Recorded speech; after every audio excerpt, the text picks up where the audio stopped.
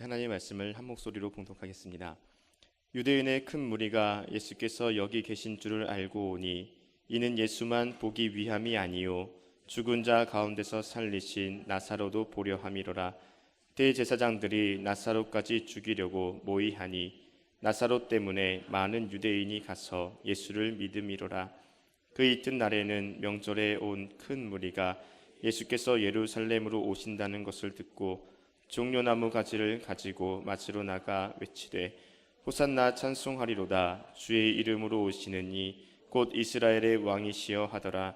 예수는 한 어린 나귀를 보고 타시니 이는 기록된 바 시온 따라 두려워하지 말라. 보라, 너의 왕이 나귀 새끼를 타고 오신다 함과 같더라.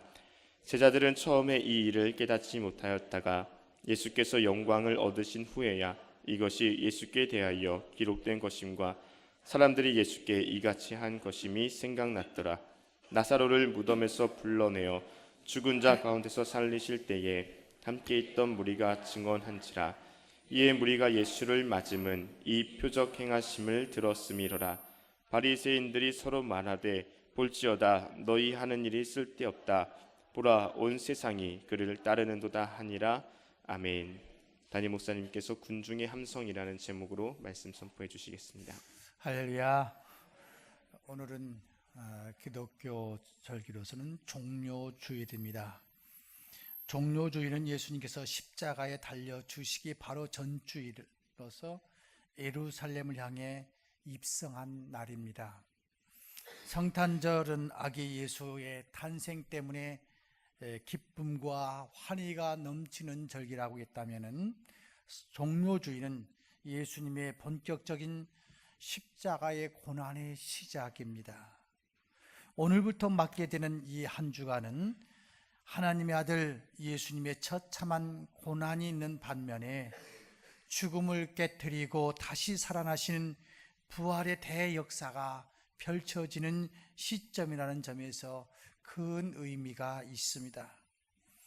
절규하며 죽어가셨던 예수님의 고난이 있었고 다음 주일은 이 죽음을 이기고 살아나신 부활의 역사가 있기에 오늘 저와 여러분의 마음은 아픔이 있고 눈물이 있으면서도 아울러 기쁨과 승리의 감격이 있는 것이죠. 오늘 예수님은 안장 없는 나귀를 타시고 예루살렘을 향해서 입성하셨다라고 이야기하고 있습니다. 때는 6월절로 12살 이상 된 사람은 모두 예루살렘으로 모여드는 대단히 큰 명절이었습니다. 여기에는 이방인도 포함되어 있었습니다. 어떤 사료에 의하면 이 6월절에 죽은 양이 18만 6천 마리라고 하는 사료도 있고 또 어떤 데는 25만 6,500마리다라고 하는 사료도 있습니다만은 아무튼 엄청난 숫자, 한 가정에 양 한 마리씩 바쳤으니까 그저 대충 계산하면 한 270만 명 정도? 그러니까 거의 유대인들이 다 몰려오던 그때였습니다. 그 당시 상황은 로마의 혹독한 정치하에서 억압받고 살았던 사람들입니다. 이들은 나귀를 타고 입성하는 예수님을 향해서 외칩니다. 호산나 찬송하리로다. 13절에 보니 종려나무 가지를 가지고 외쳤다라고 이야기합니다. 그리고 마가복음 11장에는 많은 사람이 자기 겉옷과 다른 이들은 밭에서 벤 나뭇가지를 길에 펴며 앞에서 가고 뒤에서 따르며 소리 질렀다라고 기록되기도 했습니다. 당시 왕의 대관식 행사가 진행될 때의 모습입니다. 왕이 나귀를 타고 입성하면 백성들은 충성을 맹세하는 증표로 옷을 벗어 깔았고 승리를 상징하는 종려나무 가지를 흔들면서 그것을 길에 깔았습니다. 여기서 예수님의 모습을 볼 수 있지요. 한 번도 타지 않은 나귀 새끼를 타시고 입성하시는 예수님은 왕을 의미합니다. 그러나 그 왕은 무력으로 나라를 통치하는 왕이 아니었습니다. 평화의 왕이요, 자비의 왕이요, 사랑으로 백성을 통치하는 사랑의 왕이었습니다. 하지만 백성들은 예수 그리스도를 올바로 인식하지 못했습니다. 당시 억압과 착취 속에서 소름 속에서 살아갈 수밖에 없었던 이스라엘 백성들은 메시아에 대한 소망을 고대하고 있던 차에 예수가 혜성같이 나타났던 것이지요. 그분은 모든 병자를 치료해 주었고 귀신을 쫓아내는 힘도 있었고 갖가지 기적과 기사를 보이시기도 했습니다. 거기다가 이미 죽어서 냄새나는 나사로를 무덤에서 살려내시기도 했습니다. 그뿐입니까? 배고파하는 그들에게 보리떡 5개와 물고기 2마리로 5,000명을 먹이고 남는 오병이어의 기적을 보이시기도 했습니다. 이런 가운데서 이 예수가 왕이 되면 어떻게 될까? 백성들은 그렇게 생각하게 되는 거지요. 그래서 이 사람이 우리의 왕이 되기만 하면은 이 나라에 병자도 없을 것이고 굶주림도 없을 것이다. 더 나아가서 가나안 혼인잔치집에서 맹물로 포도주를 만들어서 많은 사람들에게 질 좋은 포도주를 대접했던 이 예수가 우리의 왕이 되기만 하면 유토피아의 왕국을 건설할 것이라고 믿었던 것이죠. 이것이 바로 백성들이 예수를 자기의 왕으로 삼으려고 했던 것입니다. 오병이어의 기적을 베푸시고 난 후 예수님께서 이런 생각을 하십니다. 요한복음 6장 15절에 보면 그러므로 예수께서 그들이 와서 자기를 억지로 붙들어 임금으로 삼으려는 줄 아시고 다시 혼자 산으로 떠나가시니라. 백성들은 먹고 마시고 인생고를 해결하는 방책으로 예수님을 임금으로 삼으려 했습니다. 그것도 억지로 잡아서 왕이 되게 하려고 하는 것을 예수님이 감지한 것이죠. 예수님은 이러한 왕이 아닌데, 내가 이러한 일을 하려고 이 땅에 온 건 아닌데, 나는 평화의 왕, 용서와 구원의 왕으로 이 땅에 왔는데 지금 백성들은 억지로 나를 왕으로 만들어서 유토피아의 왕국을 건설해 주기를 원하는 그 모습을 보면서 예수님이 산으로 가셨다라고 이야기하고 있습니다. 특별히 오늘 본문 18절에 보면 더 명백해집니다. 이에 무리가 예수를 맞으면 이 표적 행하심을 들었음이라.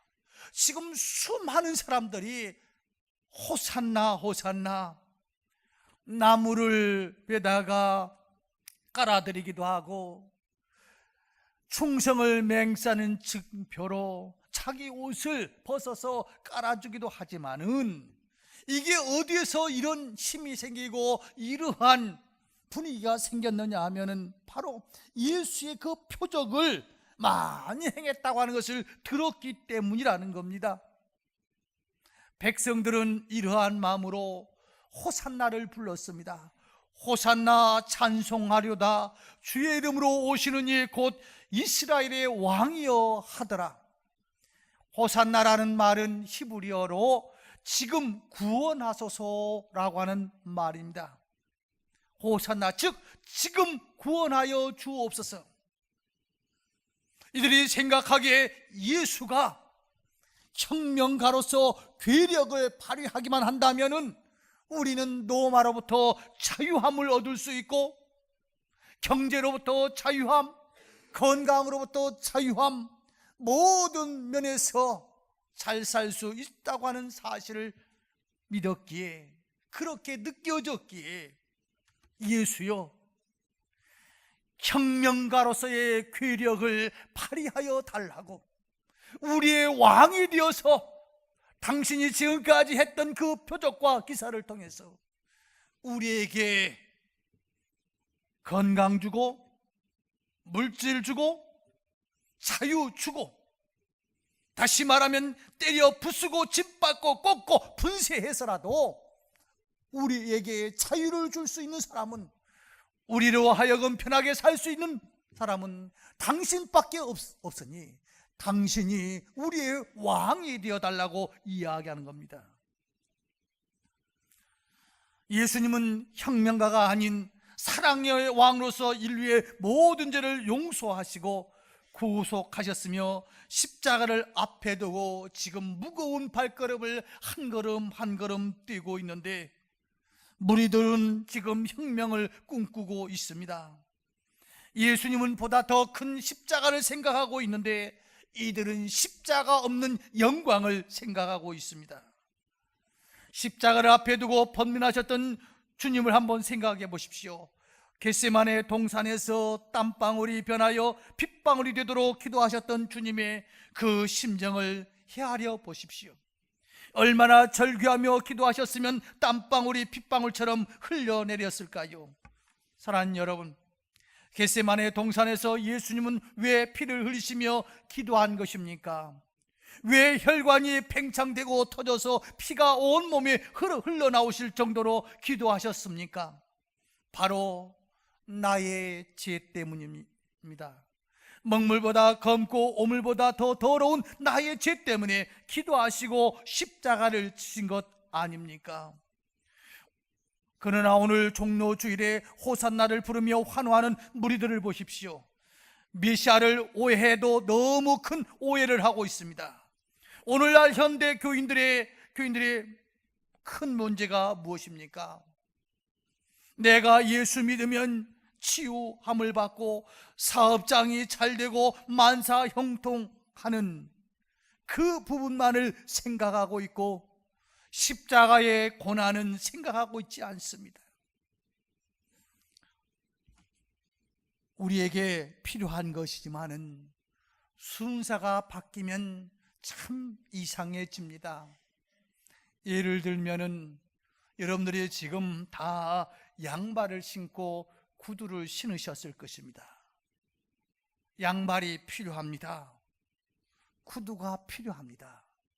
그러나 구두 먼저 신고 그 위에다가 양발을 신고 오신 분 한번 옆에 있는 거 한번 보십시오. 만약 그렇게 오셨다가 하면 아이들 말로 또라이 하나 왔네 그럴 거예요. 양발이 필요해요. 구두가 필요해요. 우리 주님으로부터 우리가 치유함도 받고 축복도 받고, 그래서 많은 민족에 구워줄전정 구임받지 않냐고 머리는 될전정 꼬리가 되지 않고 풍성한 삶을 살 수 있도록 우리 주님께서 축복 주시는 것 맞아요.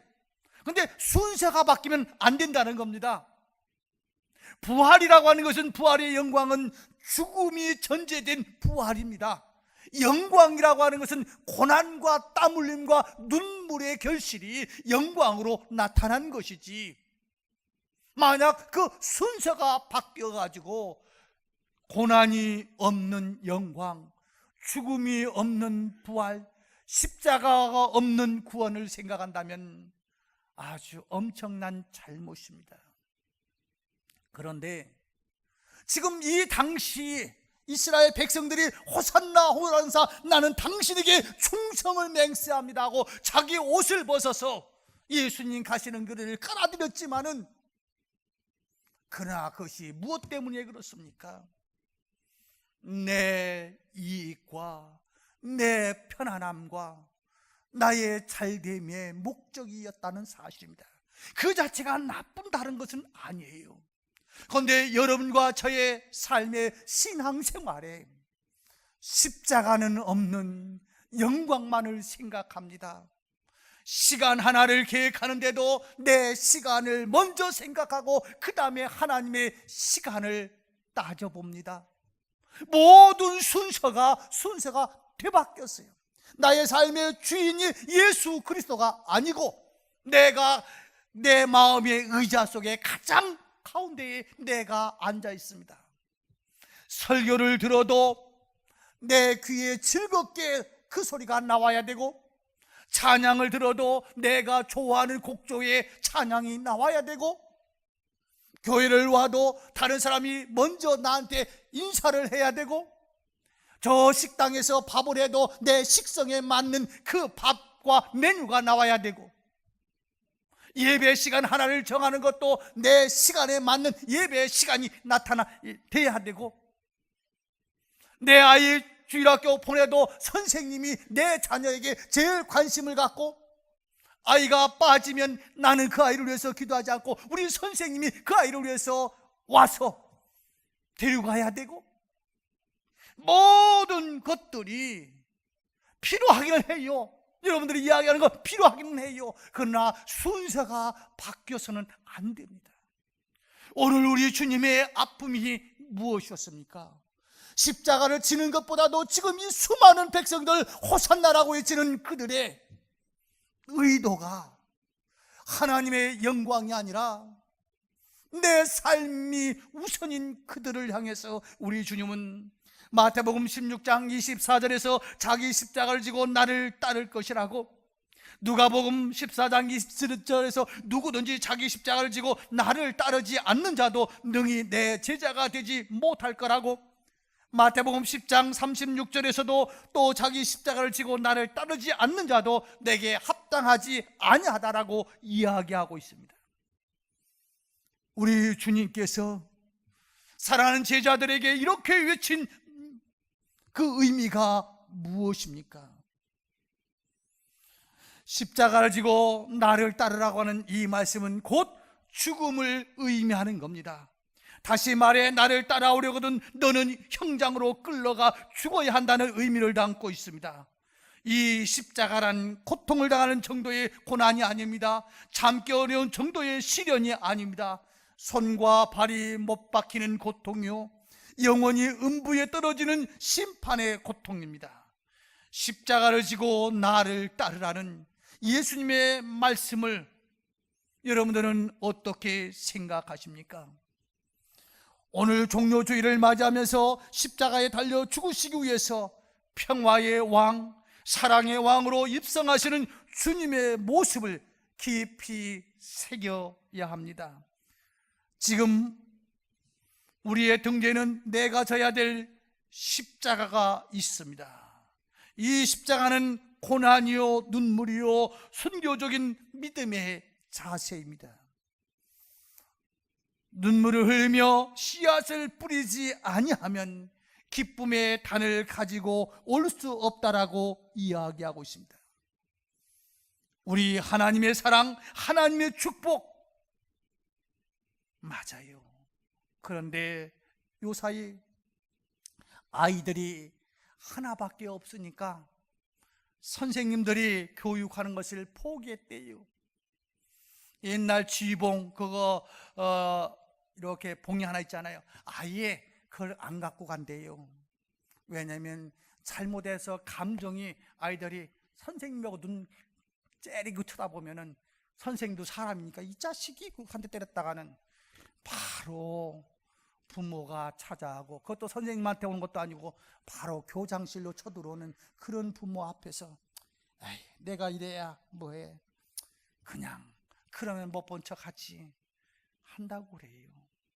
왜요? 너나 할 거 없이 우리 아이가 우상이 돼 버렸어요. 매가 없는 자녀, 절제가 없는 자녀, 이게 바른 게 아니잖아요. 성경에 보면 성령의 열매 9가지가 있는데 마지막에는 뭡니까? 절제라고 하는 것이 있습니다. 절제의 열매.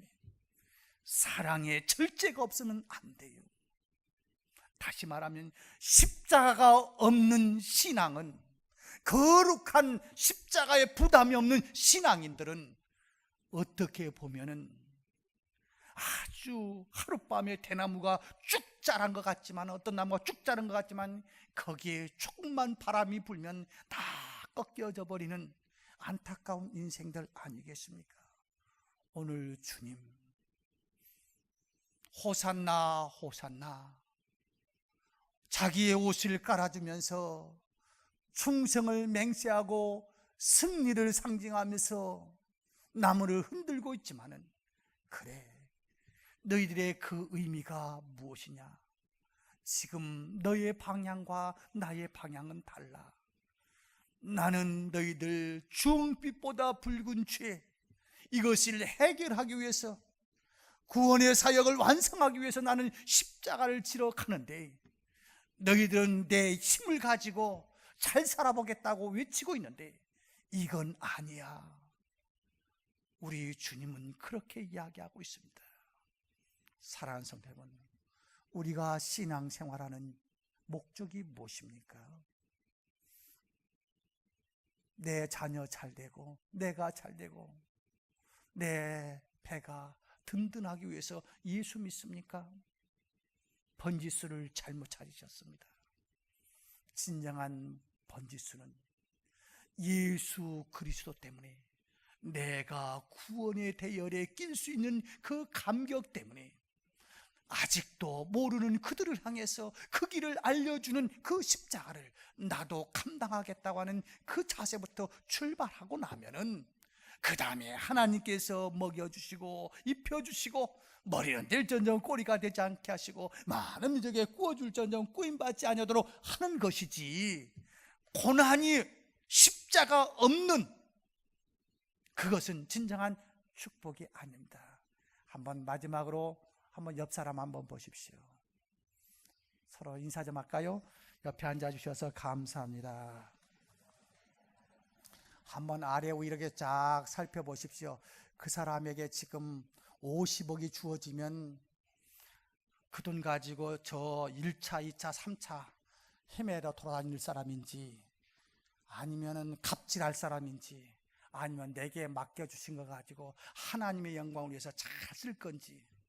사람이 없을 때는 하나님께서 주시기만 하면은 나는 그렇게 한다고 하는데, 처음부터 이 십자가를 생각하지 않는 사람들은 하나님께서 주시면 갑질만 하거든요.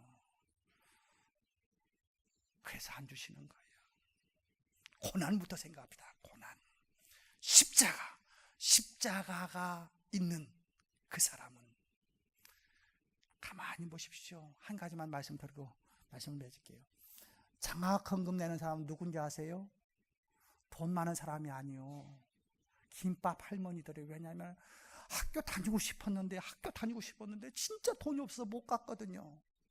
그래서 나 같은 사람 없도록 하기 위해서 그 김밥 팔아갖고 장학금 내고, 자기 전략하고 장학금 내고, 그 고난의 길을 걸었던 사람. 그래요. 그런 고난이 없이는 하나님께서 어떤 것을 주셔도 하나님의 영광이 아니라 타락의 길로 가기가 쉬워요. 오늘 달라고 하기 전에 내가 먼저 주님의 사랑 속에서 십자가를 지고 갈 각오가 있는지를 한번 결단하면서, 하나님, 내게 대인 십자가 나도 지고 가게 하여 주옵소서. 기도할 수 있는 여러분들 되시기를 주의 이름으로 축원합니다. 기도하겠습니다. 하나님 아버지,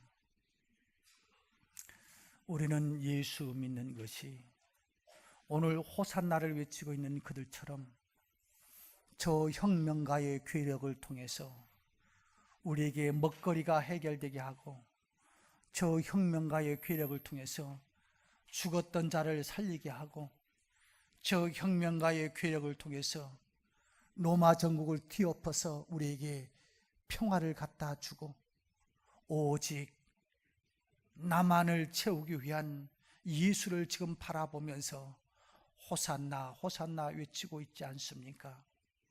주님, 내게 주신 생명, 내게 주신 물질, 내게 주신 건강, 내게 주신 모든 지혜를 하나님의 영광을 위해서 어떻게 십자가를 져야 될지를 먼저 생각할 줄 아는, 먼저 행할 줄 아는 저희들 되게 하여 주옵소서. 예수님의 이름으로 기도드리옵나이다. 아멘.